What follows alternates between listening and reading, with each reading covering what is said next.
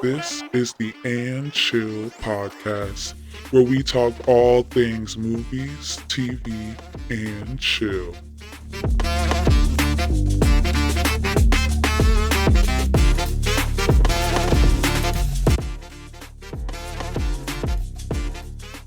Hey y'all, welcome back to the And Chill podcast. My name is Diamond, and on today's episode, we discuss what's happening this week in film. Hurry Up Tomorrow, Final Destination 6, Forever the TV show, and the studio. First things first, before we get into the nitty gritty of the episode, I would like to apologize to all of the people who have been rocking with me for a while. I know that sometimes, all the time, I have been pretty inconsistent with how I upload, but I promise y'all this time I am good. I had some technical difficulties, user error, honestly. I kept forgetting to plug in the microphone. I was so focused on my visuals and how I looked and how the video looked and just making sure it fit, YouTube's requirements that silly old me forgot to plug in the microphone 2 weeks in a row. So that was my L for the time, but it prompted me to really sit back and think about what I wanted for this channel, what was my goal for the channel, what was my goal for myself. I would not mind being a film podcaster, a film media outlet. I don't see a lot of Black women talking about film or even involved in film. I look at film deeper than just story. I look at cinematic elements, and that's not being discussed a lot. So if I want to achieve this goal, I need to start working towards the goal a lot more seriously. So I've taken a few weeks to really sit back and invest in myself, purchasing new equipment, researching software, researching things that I can do to improve as a podcaster. So here we are. Another thing is I am challenging myself to only upload audio for the month of June and to not force myself to only upload once a week. I think that makes me very lazy, full transparency. So thank y'all for sticking along for this roller coaster. I am so sorry, but here we are. And lastly, another excuse, of course. I lost my voice about a month ago and I haven't been able to get it back. I haven't found a lot of confidence in my voice. I was already very self-conscious about how I sounded on audio, so you can only imagine the internal battles I've been having with myself over these past couple of weeks. But I owe it to myself to upload. I owe it to the people who are rooting for me to upload. So my challenge to myself is audio, audio, audio. I originally started school in sports broadcasting, and my radio broadcasting class is the reason that I changed my major to film. Yeah, so this was my 13th reason. Hopefully, it's my number one reason to keep going. But enough of my soapbox. Let's go ahead and get to the nitty gritty of the episode.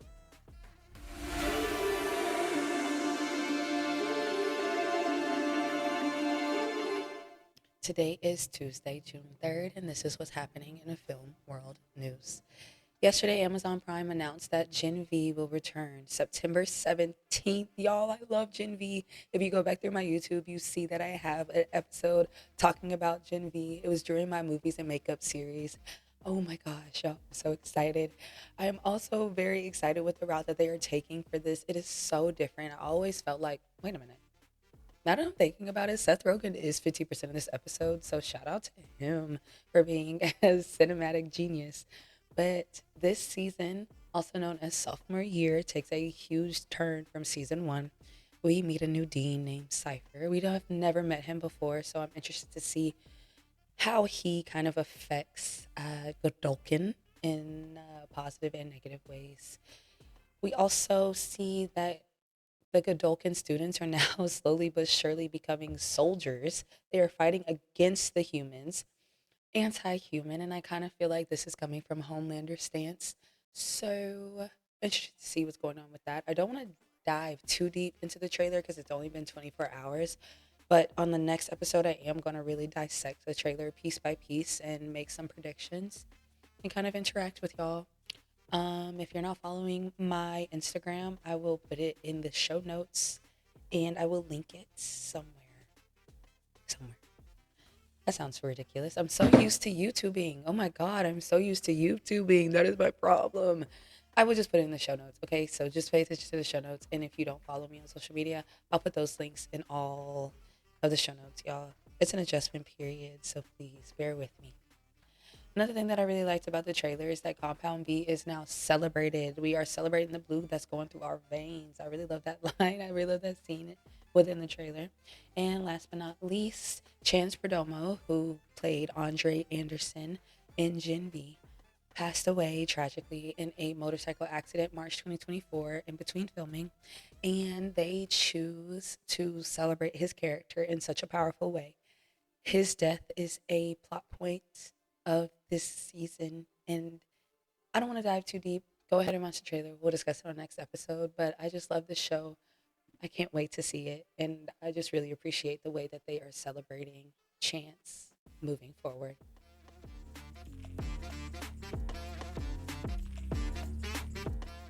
Next up, Warner Brothers is pushing for a Sinner sequel without Ryan Coogler.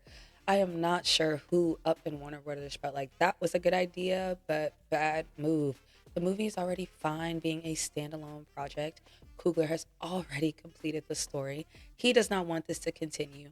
I do not want it to continue because everything good does not need a sequel. I don't know how many times I have to keep saying that. Sequels are bad. Sequels are not always needed. Please calm down. And then to make a sequel without the person who created it, I'm not for it. I am not for it.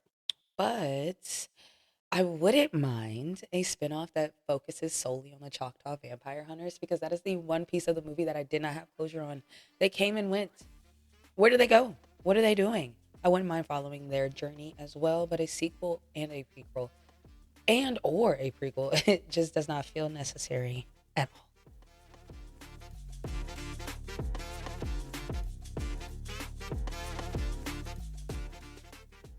Okay, okay, okay. Let's go ahead and get it out of the way. If you know me, then you know my favorite artist, favorite person, favorite being in this world is Abel McConan Tesfaye. If you don't know who that is, then you may know him as The Weeknd. He released a movie called Hurry Up Tomorrow that coincides with his album and his tour. As a fan, this is a 3 out of 5. I support everything he does regardless, no matter what. I think this is a great way to end his persona as The Weeknd. For those who may not know, after this tour, after this album rollout, he will no longer go by The Weeknd, he will go by Abel. I also kind of appreciated visually how this movie looked. I felt like cinematically, though, it wasn't really good. The storyline wasn't really thought out properly. I mean, yeah, visually pleasing. I probably could have just listened to the album over all the visuals and been perfectly fine. I expected more of a Lemonade vibe or like a musical, but I was not expecting this. I feel like a lot of it was pretty confusing. And as a fan, I understood a lot of the references, but was this movie only for the fans? And if it was only for the fans, then this should have been like a digital thing for purchase at the concert. I just don't think it should have been in the theaters, honestly. And I'm saying this as a very vocal Weekend fan. Okay? Jenna Ortega's character felt very confusing. As a fan, I know who what it meant, and I keep saying as a fan because there's two sides to this review for me. I'm coming from a fan, but I'm also coming from a cinematic person, a cinephile, if you will. I just don't feel like the acting in this from anybody involved was good. Nobody. Not Jenna, not Barry, not Abel. Nobody did a good job. I'm so sorry. Everybody was just super dry. And because the acting was poor and we had two powerhouse actors in Barry and Jenna, I definitely feel like the script was very, very weak and or the directing was very weak. The director, Trey Edward Schultz, has only done a few independent films previously. Nothing on the silver screen, so this is his first major project. Honestly, this movie could have been an A24, and if they just kind of gave it to A24 and let A24 do it, I think it could have been done a little bit better. I wasn't really a fan, but I love him, so I'm gonna support it. Hurry Up Tomorrow will be uploaded to Amazon Prime and Apple TV on this Friday, June 6th. Mind you, it came out in theaters May 16th. So, if you haven't seen it and don't want to quote unquote waste your money, this Friday would be the time to see it, and maybe we can engage in some dialogue because, yeah, no. I even left the theater. At the end of the movie, I literally like told people, I stood up, everybody was so quiet, everybody looked so disappointed, and I stood up and I was like, so how did everybody like it? And some people were like, I think it was better than The Idol, though, thank God. But a lot of people didn't like The Idol. A lot of people didn't like this. I think that Abel kind of needs to stick to the music because, yeah, acting is not his forte. Even like the little girl in the hallway who was supposed to represent Valerie, Valerie is a deep cut, honestly. Valerie was only on Trilogy.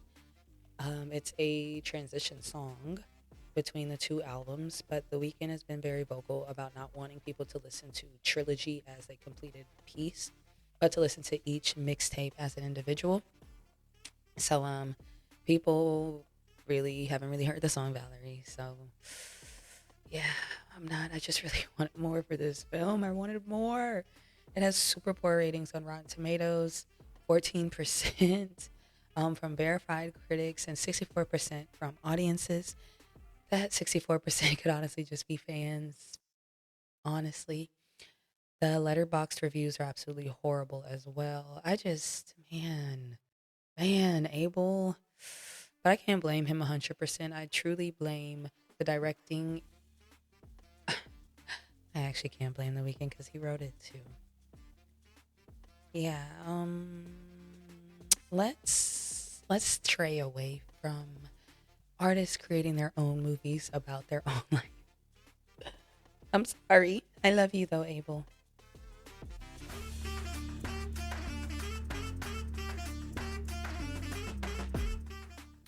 Another thing that came out May 16th that had an opposite audience reaction was the one and only Final Destination 6. This is like a five-star film for me. I want to see it again. I've only seen it once. I've been super busy, so I haven't been able to go see it twice. But man, this movie was so good. Final Destination honestly has had six times to get it right, and they just do better and better every single time. They listen to the audiences. They're very tapped into fears that kind of make people hesitate. And it's like, that can't really happen. But then you think about it and you're like, well, damn, maybe it could really happen. Just, Lord Jesus, this was so good. This was so good. They just know exactly how to put fear into people.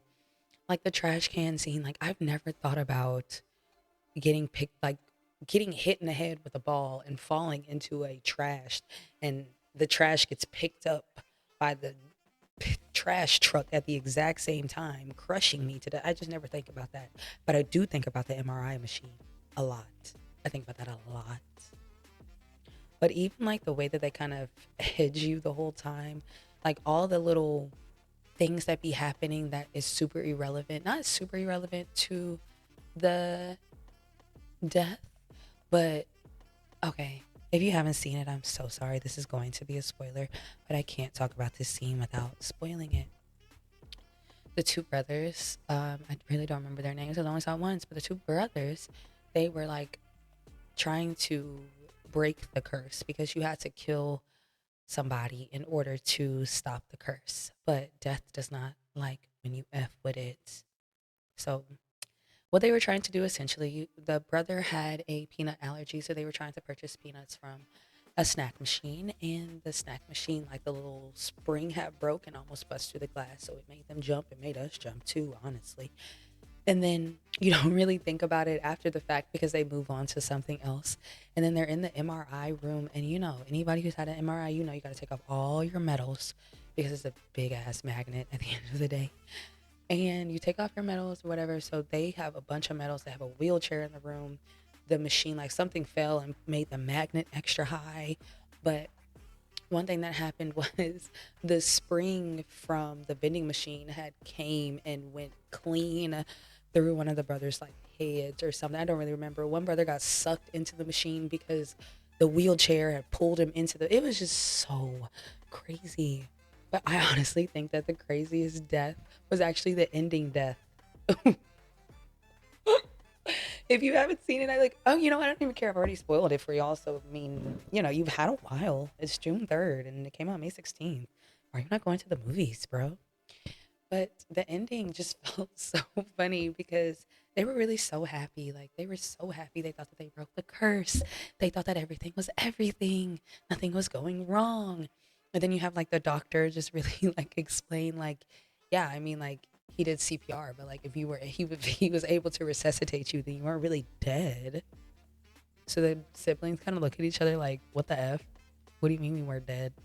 Like I wasn't dead. Like the curse isn't broken. And there's like the penny from the beginning of the movie. The penny comes back into play, and it like, oh my god, y'all! It blocks the train from closing. Like it blocks the tracks from closing. And if I am misquoting this movie, oh my god, I'm so sorry. But it stops the tracks from closing. So the train derails. It derails through some trees into the neighborhood where the kids were taking prom pictures. And the train kind of keeps pushing all the way through, and all the things that were on the train starts pushing through the front, and it smashes the siblings, and the movie ends. Everybody finished the movie like, what in the hell just happened? Brava. Brava. Final Destination. I loved it. I loved it. I just, Final Destination is for jokes, but it also puts this fear in your heart like, yeah, that was funny, haha, but it would be funny if it actually happened to me or my loved ones. Another thing that I really like is Tony Todd's last hurrah. You may know him as Candyman, but he has been in pretty much, I want to say, 5 out of 6, or maybe 4 out of 6 Final Destinations. And I always thought that he was like death, you know, like he was death. But, you know, he just, the way that they tie him into the story and intertwine him was just so peaceful and so amazing. And rest in peace to him. We need more black horror icons. Like he was it. Um, but yeah, Final Destination did what exactly what it needed to do. This is almost 5 out of 5 stars for me. I want to say it's like 4.9 out of 5, just because I haven't seen it twice. I usually like to see movies twice before I rate them. But yeah, good job to Final Destination 6. Sucks that it had to, you know, battle the weekend, but it wasn't really much of a battle, honestly.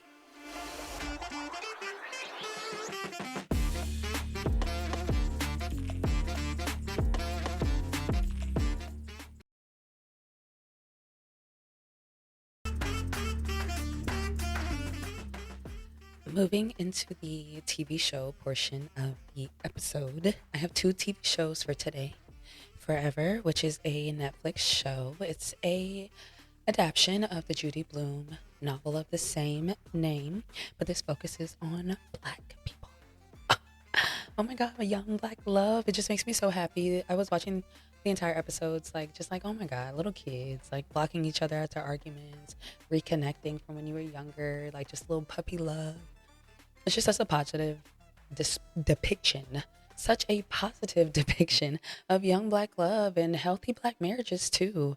The parents, the way that they communicate with him, the way that they just weren't super strict on him. I think this should be something that all black families watch as a unit. Just learn from it, especially if you have young kids, grown kids, if you're a new parent, if you're an empty nester. Just watch it. I think it's really nice, and let's support it. Anything black, I'm always support. You know that. Another thing too, it's already been renewed for another season, so go ahead and support it. Let's keep it pushing because you know Netflix is good for canceling shows if it doesn't have quote unquote enough support. So please, please, please go ahead and go watch Forever. It is super beneficial. Should be a blueprint. Should be a staple in black households from here on out.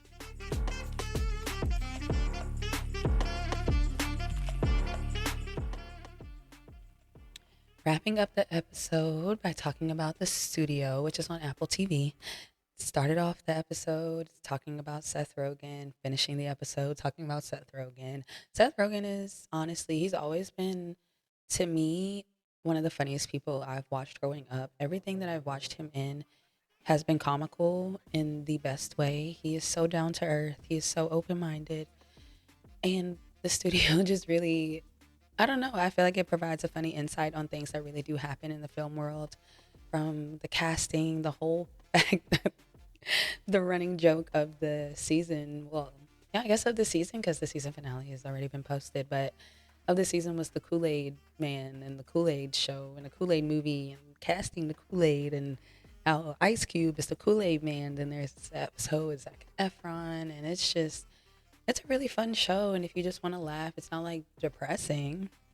Neither one of these shows are depressing, so watch it. Get your summer started with some laughs, with some smiles, all this fun stuff that happens when you're watching TV shows. I don't know, but make sure you go support the studio on Apple TV.